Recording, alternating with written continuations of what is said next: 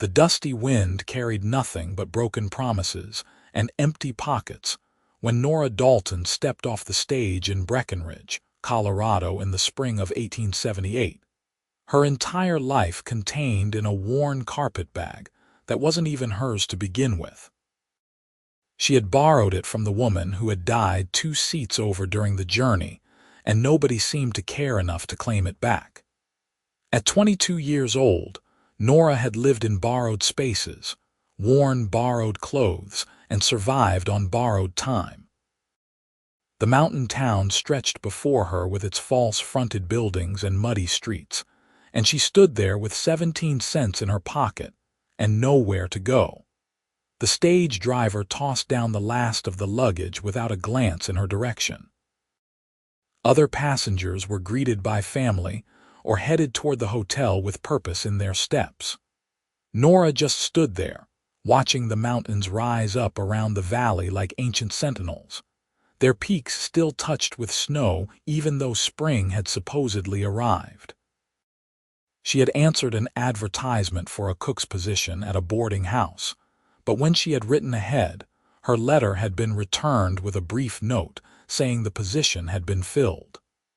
That had been 3 weeks ago, and she had already sold everything she owned to buy the stage ticket. "You planning to take root there, miss?" A voice broke through her thoughts, rough but not unkind. Nora turned to find a man watching her from the boardwalk. He was tall and lean, somewhere in his late 20s, with sun-darkened skin and eyes the color of creek water in summer. He wore the clothes of a working rancher. Nothing fancy, but everything looked well made and cared for. His hat was pushed back enough that she could see dark hair curling slightly at his temples, and there was something in his expression that suggested he had seen plenty of lost souls standing exactly where she stood now. "I am not sure that is any of your concern," Nora said, straightening her spine. She had learned long ago that showing weakness only invited trouble. The man held up both hands in a gesture of peace. "No offense meant. Just that you have been standing there for near about 10 minutes and the stage office is closing up. Figured you might need some direction." "I can manage," Nora said, though she had no idea how. He nodded slowly, studying her with those sharp eyes. "Suit yourself. But if you are looking for work, the Silver Bell Saloon is hiring kitchen help. Owner's name is Mrs. Patterson. Tell her Wade Hollister sent you." Before Nora could respond, he tipped his hat and walked away, his boots making solid sounds on the wooden walkway. She watched him go, her pride warring with desperation. Pride lost. It always did when your stomach was empty and you had nowhere to sleep. The Silver Bell was easy enough to find. The painted sign swung gently in the mountain breeze, and piano music drifted out through the doors along with the smell of frying meat. Nora's stomach clenched with hunger. She had not eaten since yesterday morning, and that had only been half a biscuit. Inside, the saloon was cleaner than she had expected. The bar was polished, the floor swept, and the paintings on the walls were of mountain landscapes rather than the sort of pictures she had seen in other establishments. A woman in her 50s stood behind the bar, her gray hair pinned up neatly, her expression sharp and assessing. "Help you?" the woman asked. "I am looking for Mrs. Patterson. Wade Hollister said you might have work in the kitchen." The woman's expression softened slightly. "Did he now?" "Wade's got a habit of collecting strays." She looked Nora up and down. "You know how to cook?" "Yes, madam. I can cook, clean, do laundry, mend clothes, and tend a garden." "Where did you work before?" Nora hesitated. The truth was complicated and ugly. "I grew up in an orphanage in Kansas City. I worked in the kitchens there until I was 18. Then I found positions in various households. My last employer passed away and her son sold the house. He did not keep any of the staff. It was close enough to the truth." She did not mention that she had never been paid in anything but room and board. that she had been more indentured servant than employee, or that she had stolen the fare for the stage ticket from the money the son had been counting out to give to his mistress. She was not proud of the theft, but she had been desperate, and desperation made people do things they never imagined they could. Mrs. Patterson nodded slowly. "I can offer you 3 meals a day, a room upstairs, and $2 a week. You work 6 days, Sunday afternoons off after the lunch dishes are done. I do not allow drinking, and I do not allow men in your room. You break those rules, you are out on your ear. Understood?" $2 a week was not much, but it was more than Nora had ever been paid in her life. Understood. Good, you can start now. Kitchen's through that door. Girl named Sarah will show you the ropes. You got other clothes? Nora shook her head. The dress she wore was the only one she had. Mrs. Patterson sighed. Sarah's about your size.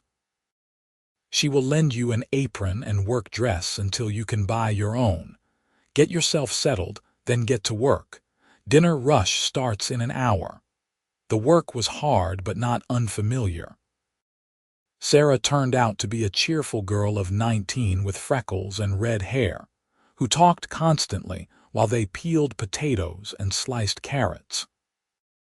She explained the routine, warned Nora about which customers were handsy and which were harmless, and chattered about local gossip without seeming to require much response. "That Wade Hollister is a good man," Sarah said when Nora mentioned how she had found the job. "He has got that big ranch west of town, the Double H, runs about 2,000 head of cattle, has maybe 20 men working for him. He comes into town most Saturdays for supplies and a decent meal. Never causes trouble, always tips good, and he does not look at us girls like we are for sale just because we work in a saloon." Nora filed that information away while she worked. The dinner rush was exactly as chaotic as Sarah had warned. They cooked steaks and potatoes, beans and biscuits, and slice after slice of dried apple pie. Nora's feet ached and her hands were raw by the time the last customer left, but there was something satisfying about the work. She had earned this exhaustion. She had earned her dinner and her bed upstairs. The room was small but clean, with a real bed, a washstand, and a hook for her clothes. Nora sat on the edge of the bed and looked around at the space. It was not much, but it was hers for as long as she could keep working. She had a job. She had a wage. She had a room with a door that locked from the inside. For the first time in her life, she had something that felt almost like security. The weeks passed quickly. Nora fell into the rhythm of the kitchen work, rising before dawn to start the breakfast preparations, working through the afternoon lull to prepare for dinner, and finally collapsing into bed long after dark. She was careful with her wages, saving every penny she could. Mrs.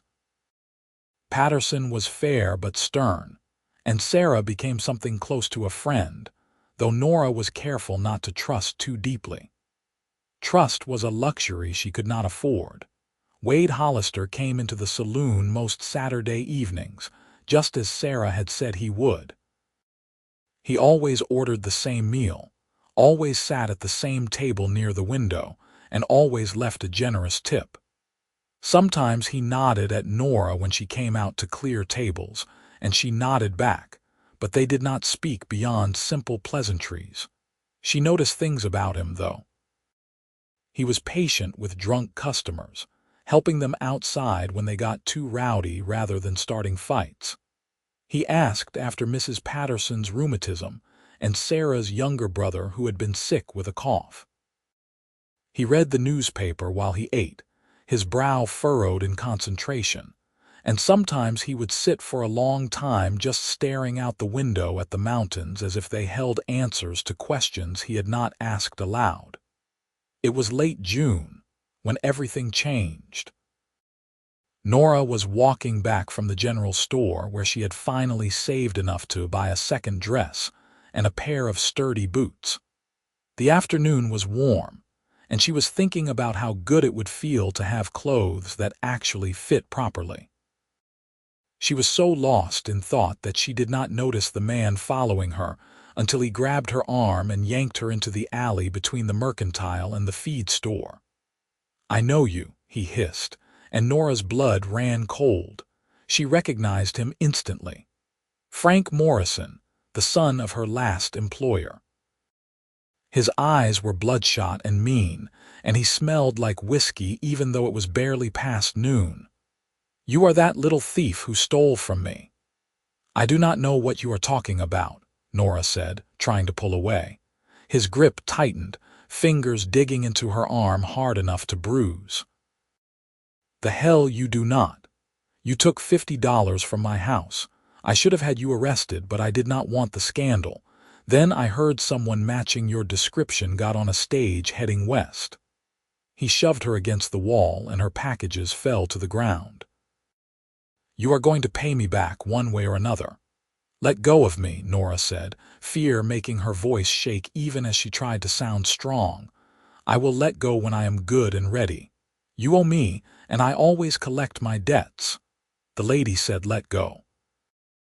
Wade Hollister's voice was calm, almost conversational, but there was steel underneath it. He stood at the mouth of the alley, thumbs hooked in his belt, his whole posture relaxed. But his eyes were hard as flint. Frank sneered. "This is none of your concern, friend, just settling a private matter." "Does not look private when you got her shoved up against a wall in broad daylight."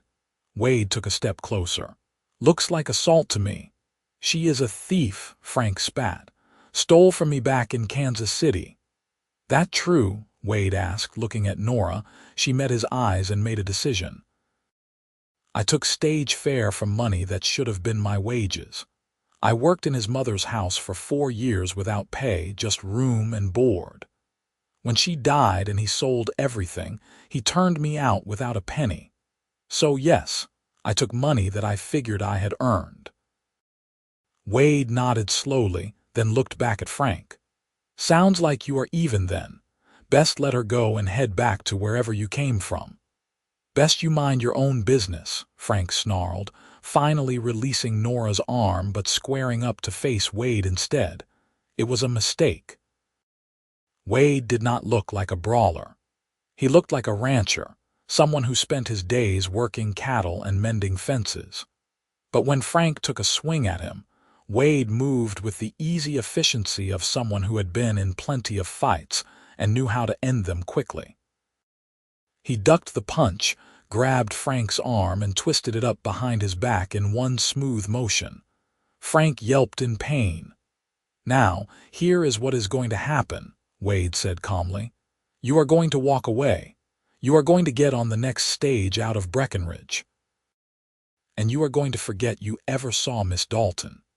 Because if I hear that you have been bothering her again, or spreading rumors about her, or causing her any trouble whatsoever, I am going to be very unhappy. And when I am unhappy, I tend to have conversations with Sheriff Cooper, who is a good friend of mine. You understand? She is a thief," Frank said again, but his voice was weaker now. Wade twisted his arm a little higher, and Frank gasped. "Do you understand?" "Yes, fine, I understand." Wade released him and stepped back. Frank stumbled, caught himself, and shot Nora a look of pure hatred before hurrying away down the alley. Wade watched him go, then turned to Nora. "You all right?" Nora nodded, not trusting her voice. She bent to pick up her packages, and Wade crouched down to help her.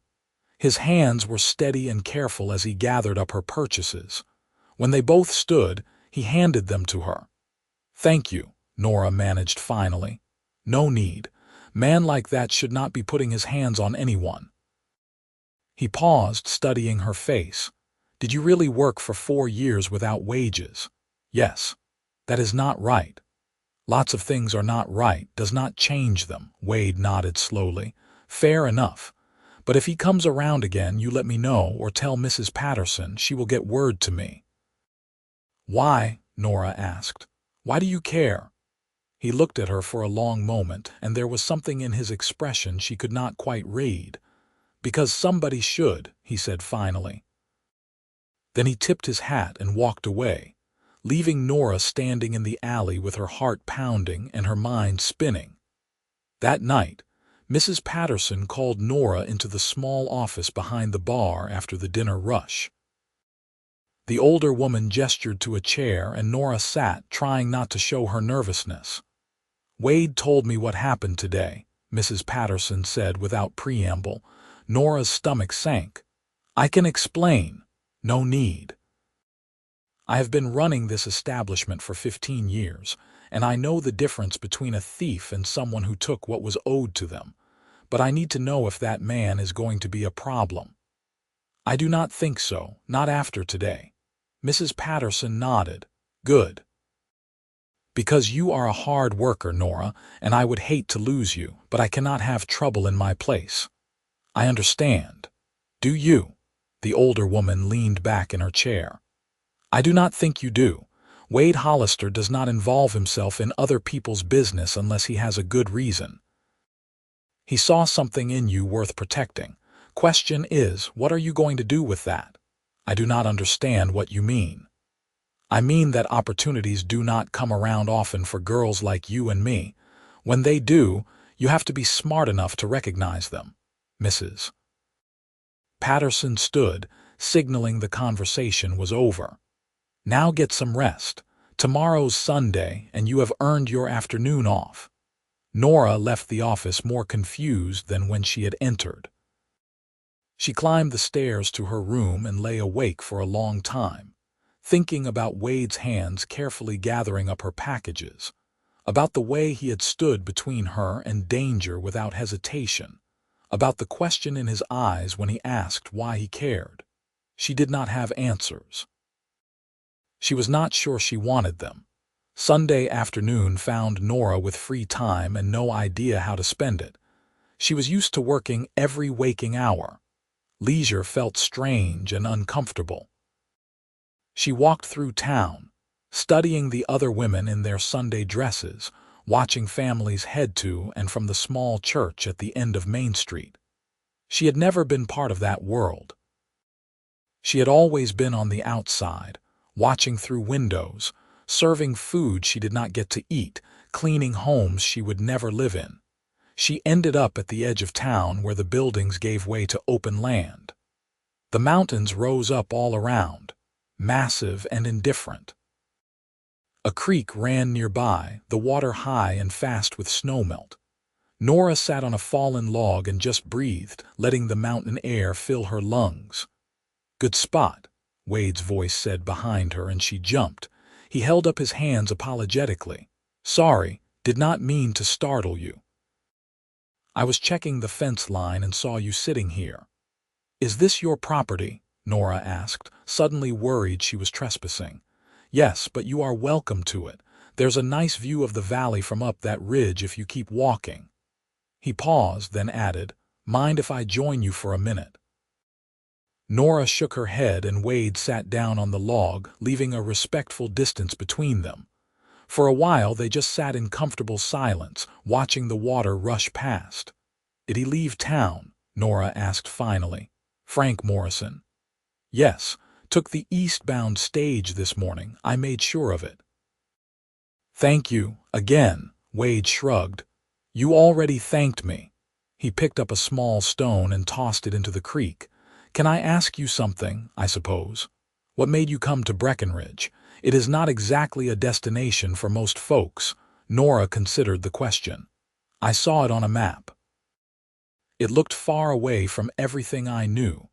That seemed like a good thing. Running from something or running to something. Just running." Wade nodded. "I know that feeling. I came here 8 years ago with nothing but a horse and $100 saved from working cattle drives. Bought a small piece of land and built it up from there. Sometimes starting over is the only way to start it all." "You have done well for yourself," Nora said. "Sarah told me about your ranch. The Double H, named it after my parents, Henry and Hannah. They died when I was 16. Fever took them both within a week of each other." He was quiet for a moment. I worked for other men's ranches for a long time before I got my own place, saved every penny, learned everything I could. Now I've got land and cattle and a house, but it all feels empty sometimes." Nora did not know what to say to that, so she said nothing. They sat together as the sun moved lower in the sky, painting the mountains in shades of gold and purple. There was something peaceful about Wade's presence. He did not demand conversation or expect anything from her. He just was. "I should get back," Nora said eventually. "I need to help with supper preparations." Wade stood and offered her his hand to help her up. His palm was calloused from work, his grip firm but gentle. "Can I walk you back, all right?" They walked slowly, and Wade told her about the ranch, about the hands who worked for him, about the challenges of running cattle in mountain country. Nora found herself asking questions, genuinely interested. He talked about his plans to expand the herd, about a new breeding program he wanted to try, about the delicate balance of managing the land so it would sustain the cattle for years to come. At the door to the saloon, he paused. "Would it be all right if I called on you sometime? Properly, I mean. Maybe take you to dinner at the hotel or for a walk." Nora's heart did something strange in her chest. No one had ever asked to court her before. She had always been invisible, a servant, something to be used but never seen. "I would like that," she heard herself say. Wade smiled, and it transformed his whole face. "Good. How about next Sunday, your afternoon off?" "Yes." "All right, then." He tipped his hat. "See you next Sunday, Miss Dalton." Nora watched him walk away, then floated up the stairs to her room. Sarah was waiting for her, practically bouncing with excitement. "I saw you walking with Wade Hollister," Sarah said. "Tell me everything." "There is nothing to tell. He just walked me back from the creek." "Nothing to tell." "Nora, that man has not courted anyone in the 3 years I have been in Breckenridge. Half the unmarried women in town have tried to get his attention, and he just asked to walk you home." "He asked to call on me," Nora admitted. Sarah squealed and grabbed Nora's hands. "This is wonderful."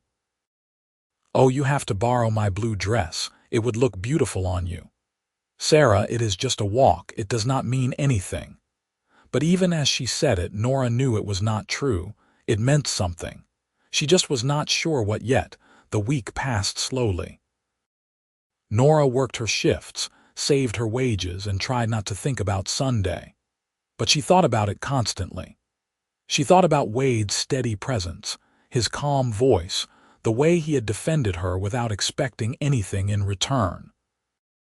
She thought about how he had shared something personal about his parents, how he had looked at the mountains like they were old friends. Saturday evening, Wade came into the saloon as usual. But this time, when Nora brought him his dinner, he caught her hand gently. "Still all right for tomorrow?" He asked quietly. "Yes." "Good. I will pick you up at 1 o'clock. That night, Nora borrowed Sarah's blue dress and stayed up late altering it to fit properly.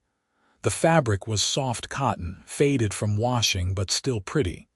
It was the nicest thing Nora had ever worn.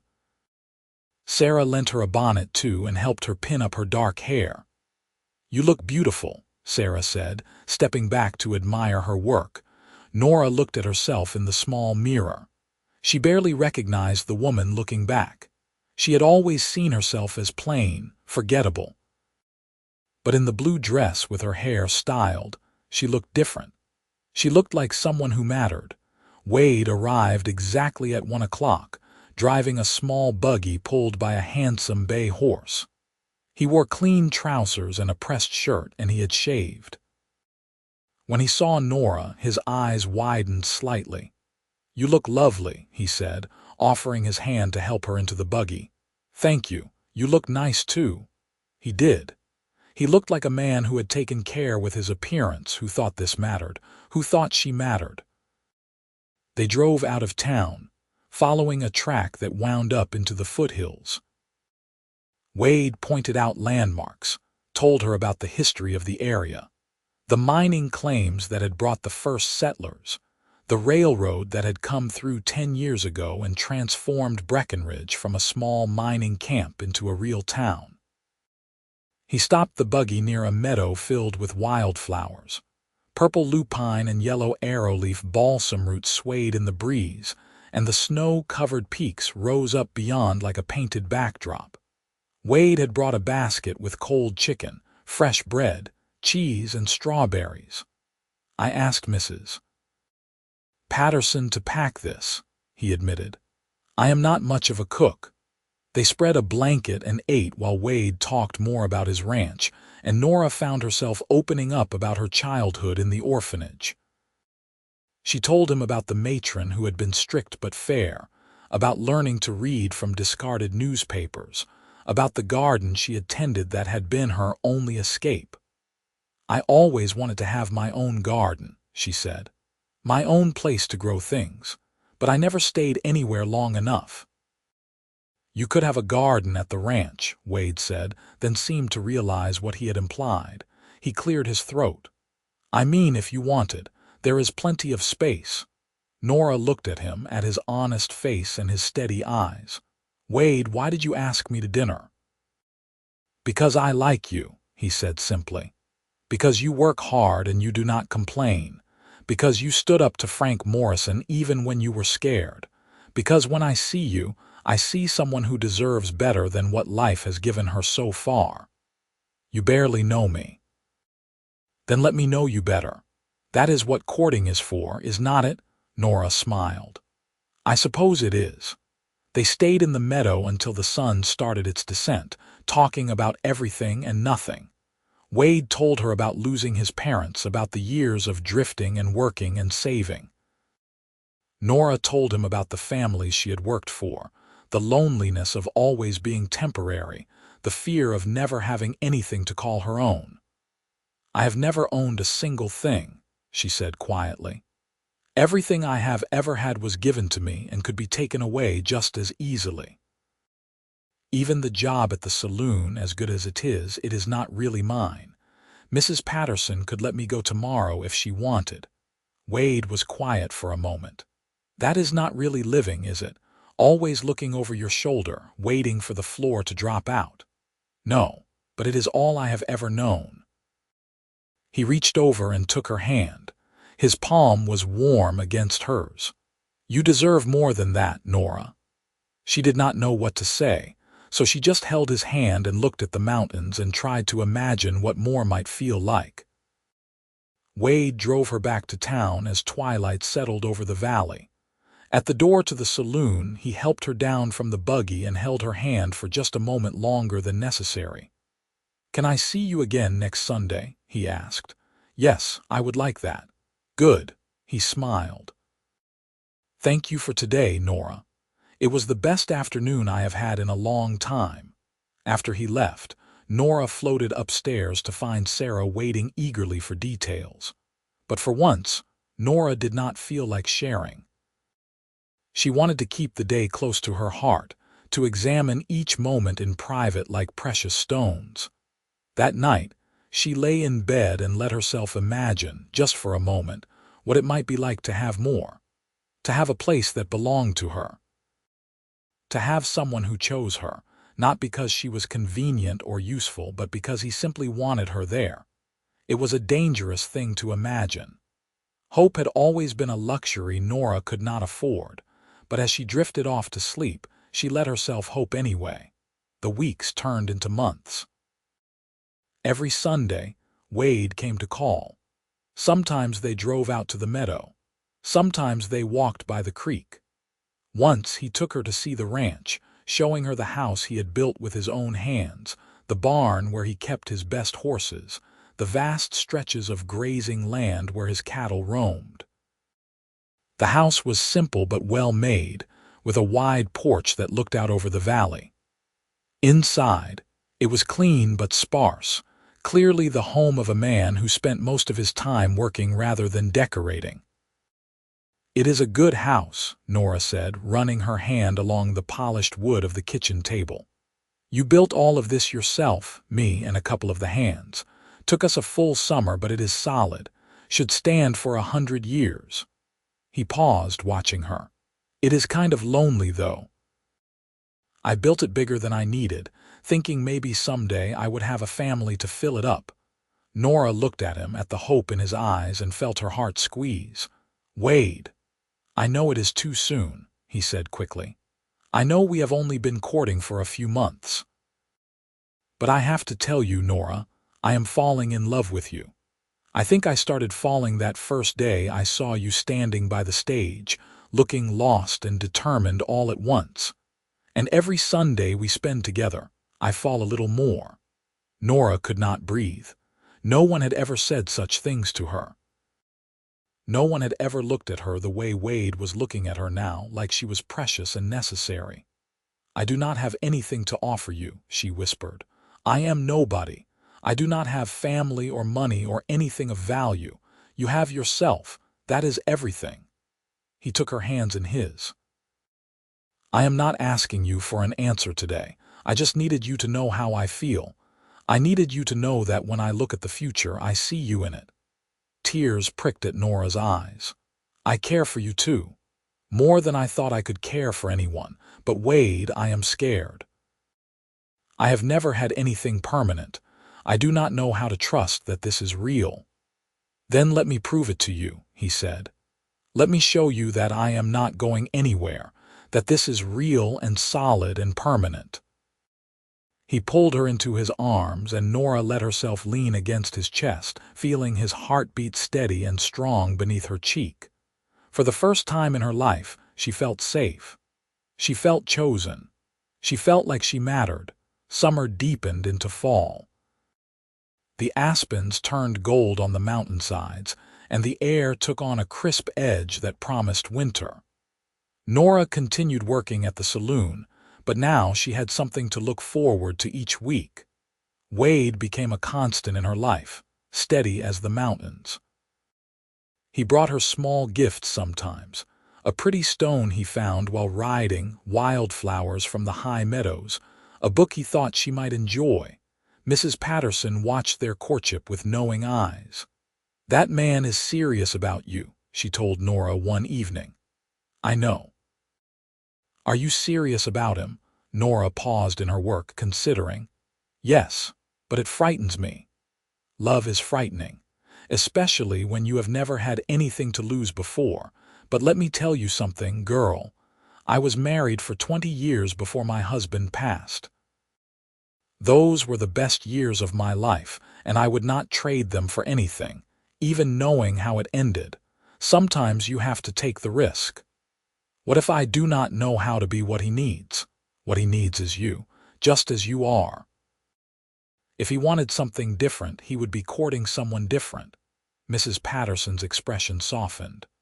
You are a good woman, Nora. You work hard, you are honest, and you have got courage even if you do not always see it. Wade Hollister is a smart man. He knows what he is doing. In October, Wade asked Nora to come out to the ranch again. This time, his foreman and several of the hands were there, working on mending fences and moving cattle to lower pastures for the winter. Wade introduced her to each of them, and they tipped their hats respectfully. She realized he was showing her his world, letting her see what his life really looked like. She helped the ranch cook prepare the midday meal for the men, and found herself enjoying the camaraderie of the kitchen. The cook, an older Mexican man named Jorge, showed her how he made his famous chili, and they talked about recipes and techniques while the men worked outside. After the meal, Wade asked her to walk with him. They followed a trail up to a ridge that overlooked the entire ranch. The valley spread below them, the ranch house small in the distance, the cattle scattered across the grassland like dark spots on a golden canvas. This is what I wanted to show you, Wade said. All of it. This is my life, Nora. It is hard work, long hours, and sometimes things go wrong. Cattle get sick, winter comes early, prices drop. But it is mine. I built it from nothing, and I am proud of it. You should be. It is remarkable. I want to share it with you. He turned to face her, taking both her hands. "Nora Dalton, I love you. I want to marry you. I want to build a life with you here on this ranch. I want to see your garden growing beside the house, and I want to come home every night knowing you are there. I want to give you everything you have never had: stability, security, a home that is yours and cannot be taken away. I want to give you my name and my heart and everything I have." Nora's eyes filled with tears. "Wade, I know I am not much, just a rancher with rough hands and simple ways, but I will work hard to make you happy. I will cherish you every day for the rest of my life. Will you marry me?" "Yes," Nora whispered, then louder. "Yes, Wade, I will marry you." He pulled her into his arms and kissed her, gentle and reverent, and Nora felt something break open inside her chest. All the walls she had built, all the careful distance she had maintained, it all came tumbling down. She loved this man. She loved his steadiness and his kindness and his strong hands. She loved the way he looked at her like she was the answer to every question he had ever asked. When they broke apart, both of them were crying and laughing at the same time. Wade pressed his forehead to hers. "I will make you happy, Nora. I promise. You already do." They were married 3 weeks later in the small church at the end of Main Street. Mrs. Patterson and Sarah stood up with Nora, and Wade's foreman served as his best man. Half the town turned out for the ceremony, and Nora wore a cream-colored dress that Mrs. Patterson had helped her buy with her saved wages. It was simple but beautiful, with lace at the collar and cuffs. Wade wore a new suit and looked so handsome that Nora could hardly believe he was really hers. When the preacher pronounced them man and wife, Wade kissed her in front of everyone, and Nora felt her cheeks flush with happiness. The reception was held at the saloon, and Mrs. Patterson had outdone herself with food and decorations. There was music and dancing, and Nora danced with her husband while the whole town celebrated with them. It was the happiest day of her life. That evening, Wade drove her out to the ranch in the same buggy he had used for their first outing. But this time, they were not returning to separate homes. This time, the ranch house was her home too. Wade carried her over the threshold, and Nora laughed at the old-fashioned gesture. Inside, someone had lit lamps throughout the house, making it glow warm and welcoming.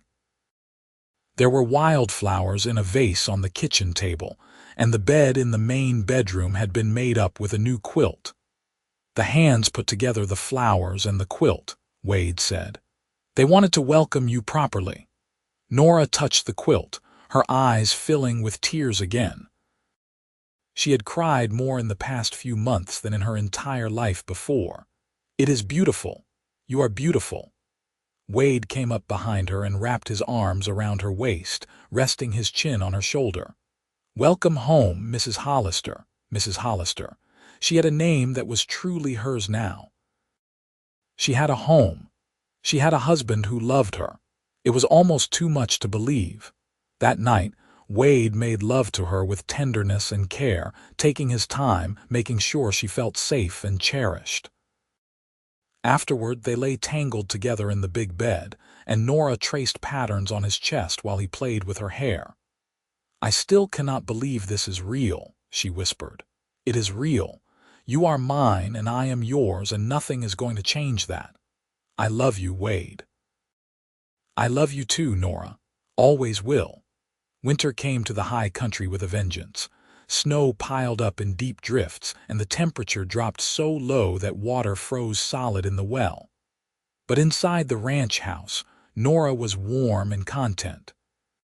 She spent her days learning to manage a household that was truly her own, cooking meals for Wade and the hands who worked closest to the house, and planning the garden she would plant in the spring. Wade had given her a count at the general store and told her to buy whatever she needed for the house. At first, Nora had been hesitant, afraid to spend too much, but Wade had been insistent. "This is your home," he said. "You should make it how you want it." Get curtains, get dishes, get whatever makes you happy. Slowly, Nora began to transform the sparse house into a real home. She bought fabric and made curtains for the windows. She purchased dishes and cooking pots, a comfortable chair for the sitting room, rugs to warm the floors. She framed a few pictures and hung them on the walls. Each addition felt like a small miracle. These were things she owned, things that were hers, but the biggest surprise came in December. Wade asked her to come into town with him for supplies. After they had loaded the wagon, he asked her to step into the land office. "Why?" Nora asked, confused. "You will see." Inside, the land clerk greeted them warmly. He had papers already prepared on his desk. Wade picked them up and handed them to Nora. "What is this?" she asked, scanning the legal language. "It is the deed to the ranch," Wade said quietly.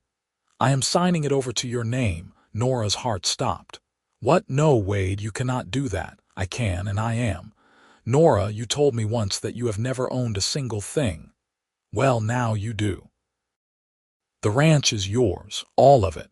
The land, the house, the cattle, everything.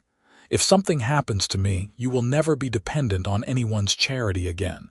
You will have something solid and real that is yours and cannot be taken away." "But Wade, this is your life's work.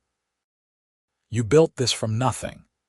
And now I am giving it to you because I love you and because you deserve to have something that is truly yours. I will still run the ranch with you. We will make decisions together. But legally, it is yours." He took her hands. "Please, Nora, let me do this for you." Tears streamed down her face. "I do not deserve this. You deserve everything." He turned to the clerk. "The papers are all in order." "Yes, sir, just needs your signatures." Wade signed first, then handed the pen to Nora. Her hand shook as she wrote her name on the line. Nora Hollister. The name still felt new and strange and wonderful. When the ink dried, the clerk stamped the papers and handed Nora a copy. "Congratulations, Mrs. Hollister. You are now the legal owner of the Double H Ranch." Outside, Nora stood on the boardwalk, holding the deed in her hands and trying to process what had just happened. She owned land. She owned a ranch. She owned something real and solid and permanent. Wade wrapped his arms around her from behind. "You all right?" "I do not know what I am."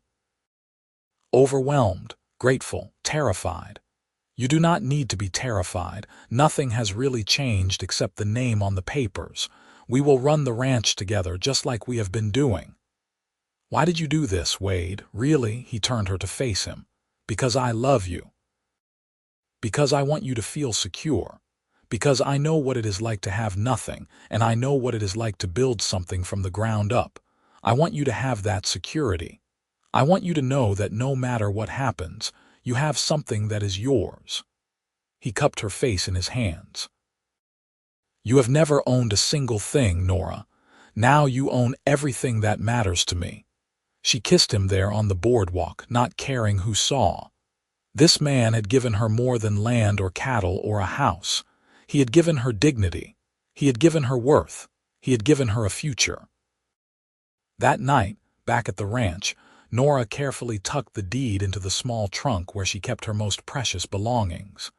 It still did not feel real, but she would make it real. She would learn everything about running the ranch. She would prove herself worthy of this incredible gift. Winter gave way to spring, and Nora planted her garden. She chose a spot near the house with good sun and rich soil. Wade and some of the hands helped her break the ground and build raised beds. She planted vegetables and herbs, and a section just for flowers because she wanted beauty as well as function. Every day, she tended the garden, watching the first green shoots push up through the dark earth. It felt symbolic somehow, these new things growing from nothing, taking root, becoming permanent. The ranch flourished that year. Prices for beef were good, and Wade's careful management paid off. They hired 3 new hands and began plans to expand the grazing lands. Nora learned to keep the ranch books, tracking expenses and income with careful precision. She learned about cattle breeding and range management, about water rights and fencing. Wade taught her to ride better, and sometimes she rode out with him to check on the herds. The hands came to respect her, seeing that she was not just the boss's wife but a true partner in the operation. She learned their names and their stories, made sure they had good food and fair treatment. Jorge taught her more cooking techniques, and she taught him some recipes from her childhood in the orphanage. By summer, the ranch felt like it was truly theirs, not just Wade's with her as an addition but a joint effort. They made decisions together, planned together, worked together. And at night, they fell into bed exhausted and content, wrapped in each other's arms. In August, Nora realized she had missed her monthly courses. At first, she thought it was just stress or the hard work. But when another month passed and still nothing came, she began to suspect.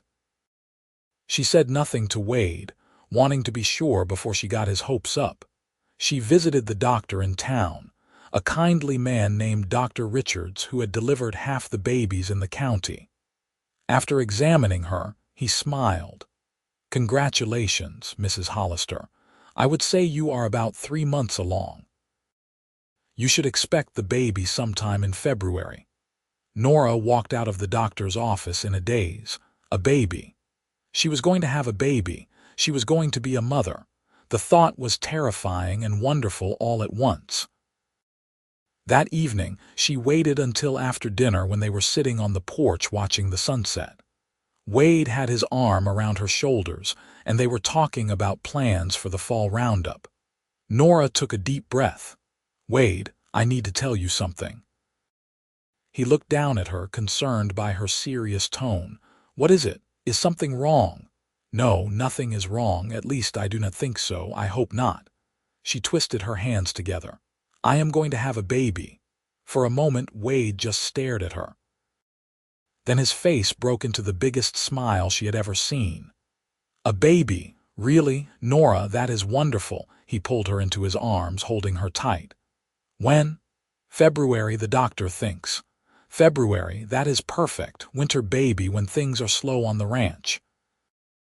We will have time to adjust before the spring work starts." He pulled back to look at her. "How do you feel?" "Are you scared?" "Terrified," she admitted. "I do not know anything about being a mother. I never had one of my own to learn from. We will figure it out together. Just like everything else." He placed his hand gently on her still flat stomach. "Our baby, can you believe it?" "No, it does not seem real. It is real. It is all real, Nora. The ranch, the baby, us, all of it." He kissed her forehead. "Thank you." "For what?" "For giving me everything I never knew I needed. For being brave enough to build this life with me. For making me happier than I ever thought possible." Nora leaned into him, feeling his strength and warmth. "I love you, Wade. I love you too, both of you now." The pregnancy progressed smoothly. Nora continued working, though Wade fussed over her constantly, trying to get her to rest more. But she felt good, strong, and healthy, and she refused to be treated like an invalid. Her garden flourished, providing fresh vegetables for the house and plenty to preserve for winter. She learned to can and pickle, filling the pantry with rows of jars that glowed like jewels in the lamplight. In November, Nora's belly was round and prominent, and she finally agreed to slow down a bit. They converted the small room next to their bedroom into a nursery. Nora sewed tiny clothes and blankets while Wade built a cradle from smooth pine. The other ranch wives in the area came to visit, bringing gifts and advice, and Nora found herself part of a community for the first time in her life. Mrs. Patterson came out to the ranch for Sunday dinner, and she looked around with satisfaction.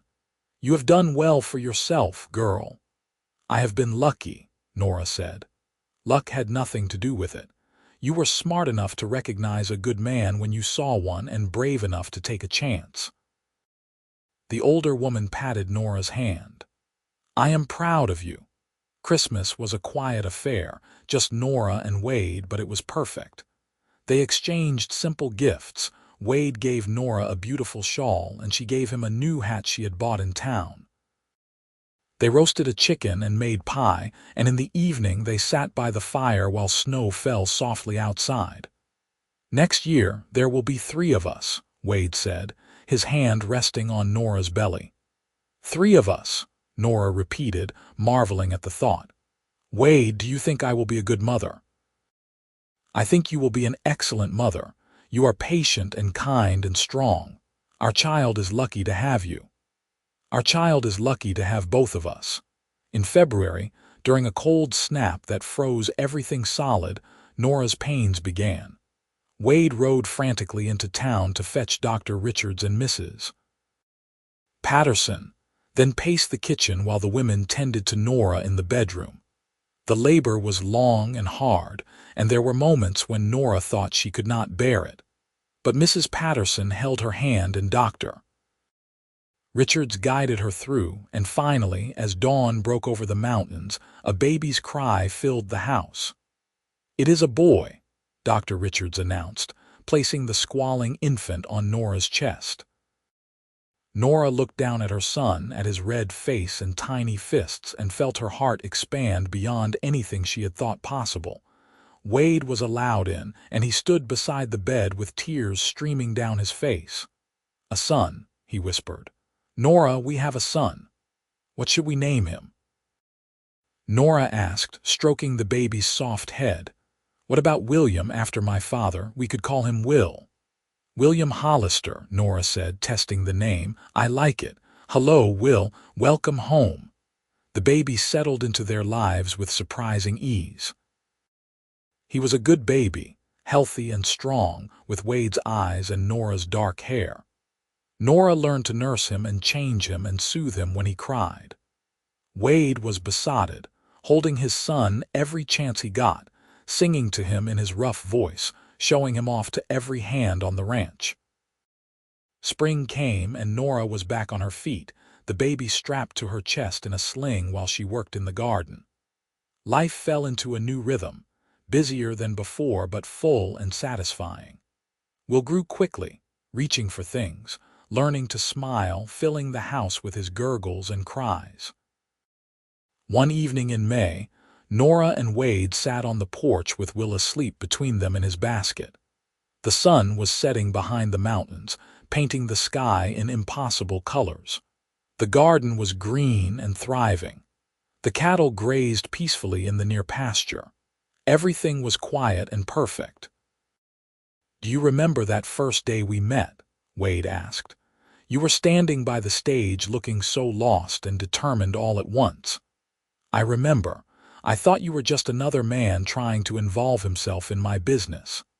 And I thought you were the bravest person I had ever seen." Standing there with nothing but a borrowed bag and 17 cents, ready to take on the world, he took her hand. "I am glad I involved myself in your business." "So am I." Nora squeezed his hand. "Wade, I need to tell you something. I have been thinking about it for a while." "What is it?"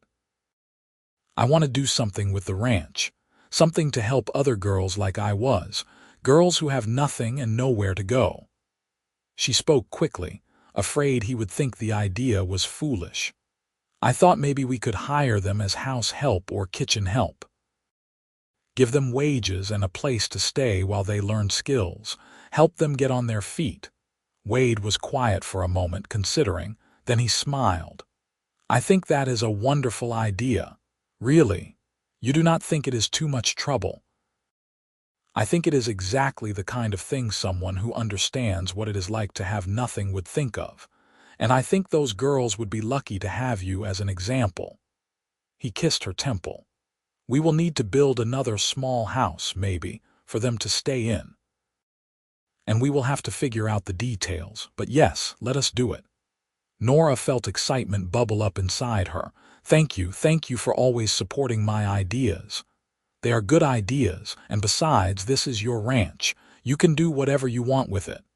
"It is our ranch," Nora corrected. "I could not do any of this without you." "Partners," Wade said. Partners, Nora agreed.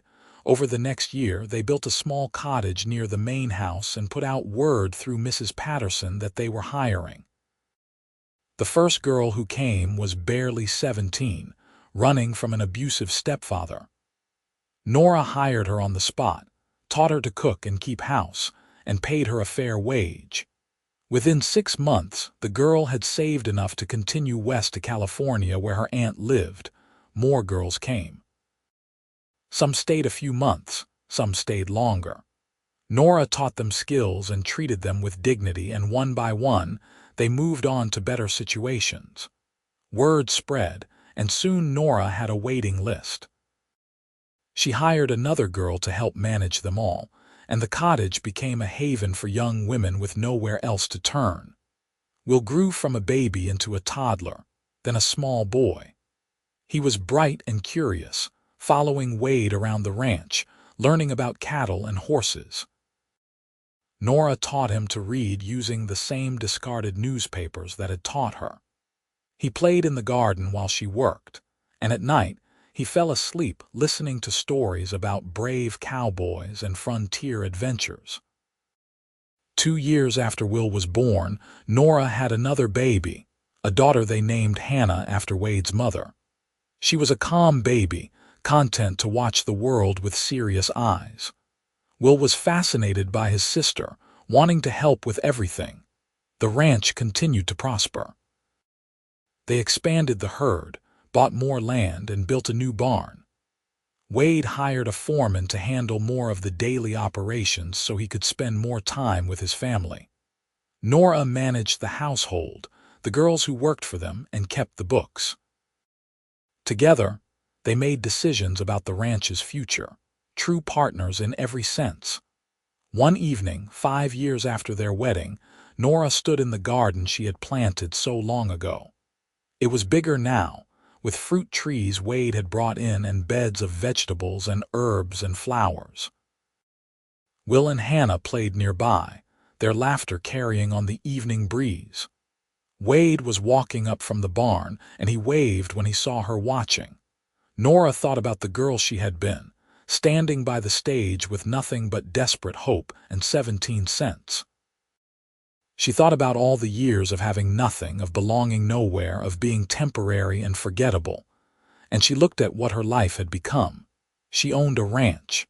She had a husband who loved her. She had 2 beautiful children. She had a purpose in helping other girls find their way. She had a garden and a home and a community. She had everything she had never known she could want. Wade reached her and pulled her into his arms. "What are you thinking about? About how far I have come, about how different my life is now. Do you miss anything about the way things were before?" Nora laughed. "Not a single thing. This is everything I ever wanted, even when I did not know it was possible to want it. Good." He kissed her softly. "Because I intend to spend the rest of my life making sure you never regret taking a chance on a dusty cowboy who talked to you outside the stage office. I could never regret it. You gave me everything, Wade. You gave me a home and a family and myself. You showed me that I was worth something. You were always worth something, I just helped you see it." He rested his forehead against hers. "I love you, Nora. Every single day I wake up grateful that you are mine. I love you too. Forever."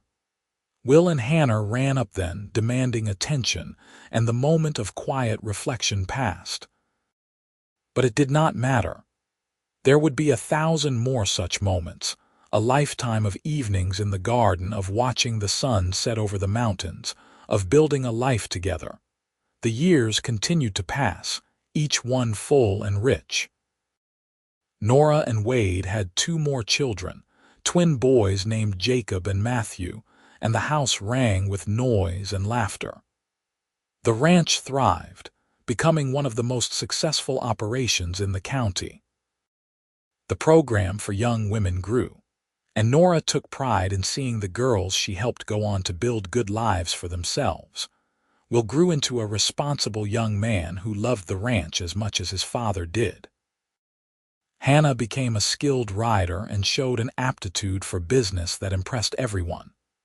The twins were holy terrors, always getting into mischief, but they were good-hearted boys who worked hard when they needed to. Wade's hair turned gray at the temples, and lines appeared around his eyes from squinting into the sun. Nora's hands grew rougher from work, and she moved with the confidence of a woman who knew her place in the world. They were partners in every sense, running the ranch together, raising their children together, building a legacy together. On their 10th anniversary, Wade took Nora back to the meadow where he had proposed. It was summer, and the wildflowers were in full bloom, just as they had been that first time. "You remember what I told you that day?" Wade asked as they sat on the same blanket they had used a decade before. "You told me you loved me. You told me you wanted to build a life with me. I told you that you deserved more than what life had given you. Do you think I was right?" Nora looked at him, at his dear, familiar face, at the love shining in his eyes. "You were right. But Wade, you did not just give me more. You gave me everything. You gave me a life I did not even know was possible." "We built it together," he corrected. "I gave you the opportunity, but you took it and made something incredible out of it. You are the strongest person I know, Nora, the bravest, the kindest. I am proud of you every single day." Tears filled Nora's eyes. After 10 years, he could still make her cry with his words. "I could not have done any of it without you. You believed in me when I did not believe in myself. You gave me the courage to try. I gave you the ranch, but you made it a home. You made it a place that matters, not just for us, but for all those girls you have helped. You made it mean something." "We made it mean something," Nora said firmly. "Together." Wade smiled and pulled her close. "Together, always." They sat in the meadow as the sun moved across the sky, talking about their children, about the ranch, about their dreams for the future. They talked about the lives they had lived before they met, about how far they had both come. And they talked about how grateful they were to have found each other. "You ever think about that first day?" Nora asked. "When you saw me standing by the stage, all the time, I almost did not say anything. I thought you would tell me to mind my own business and walk away. I am glad I took the chance. So am I. Everything good in my life started that day." She paused, then added quietly, "I never owned a single thing before I met you, Wade. And then you signed the ranch over to me, put it in my name alone, and gave me everything. You deserved it. You deserved all of it and more. I know that now. It took me a long time to believe it, but I know it now, and it is not just the ranch. It is knowing that I matter, that I am worth something, that I belong somewhere." She looked at him. "You gave me that, Wade. You gave me myself." He kissed her then, deep and long, and when they broke apart, both of them were smiling. They stayed in the meadow until the sun began to set, then drove back to the ranch where their children were waiting, where the house glowed with lamplight, where everything they had built together stood solid and real and permanent. The years continued to unfold, each one bringing new challenges and new joys. There were hard winters and dry summers, sick cattle and broken fences, accidents and illnesses. But through it all, Nora and Wade faced everything together, their partnership growing stronger with each passing year. Will eventually took over more of the daily ranch operations, showing the same steady competence his father had. Hannah married a neighboring rancher's son and started her own operation nearby. The twins grew into fine young men, one becoming a lawyer in town and the other staying on the ranch to work with Will. Nora continued her work with young women in need, and over the years, she helped dozens of girls find their way to better lives. Some of them stayed in the area and became friends. Others moved on but wrote letters telling her about their new lives, their jobs, their families. Every letter was a treasure, proof that what she was doing mattered. On their 20th anniversary, Wade and Nora stood on the porch of the ranch house, watching their grandchildren play in the yard. Will's son was teaching Hannah's daughter how to rope a fence post, and their laughter echoed across the valley. "We did good," Wade said, his arm around Nora's waist. "We did very good," Nora agreed. "You ever regret it? Any of it? Not a single moment. Not a single day." She looked up at him. "You gave me a life, Wade, a real life, and I will spend every day I have left being grateful for it. You gave me a life too. Before you, I had a ranch, but I did not have a home. You made all the difference." He pulled her closer. "I love you, Nora Hollister. I loved you 20 years ago, and I love you even more now. I love you too. Forever and always." As the sun set behind the mountains, painting the sky in brilliant oranges and pinks, Nora thought about the journey that had brought her here. From that lonely girl with nothing to her name to this woman with a family, a home, a legacy. From having never owned a single thing to owning a ranch that bore her name. From being invisible and forgotten to being loved and cherished. It had all started with a cowboy who saw her when no one else did. Who believed in her when she did not believe in herself. Who signed over everything he owned to her name alone, not because she asked, but because he wanted her to have the security she had never known. Who loved her without reservation or condition, who chose her every single day. The ranch stretched out before her, golden in the evening light. The house stood solid and warm behind her. Her children and grandchildren filled the air with life and laughter. And beside her, Wade's presence was as steady and sure as it had been from the very beginning. This was her life. This was her home. This was her family.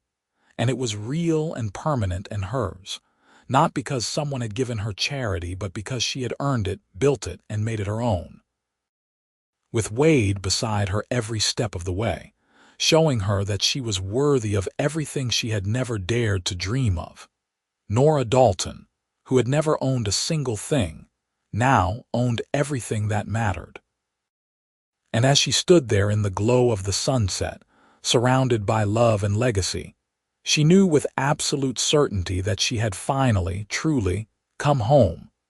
The ranch would continue for generations, passing from parents to children, growing and changing with the times. But it would always carry the story of a woman who had nothing and a man who gave her everything. It would always stand as proof that sometimes, love is not just about romance or passion. Sometimes, love is about seeing someone's worth when they cannot see it themselves. About giving freely without expecting anything in return. About building something permanent in a world that felt temporary.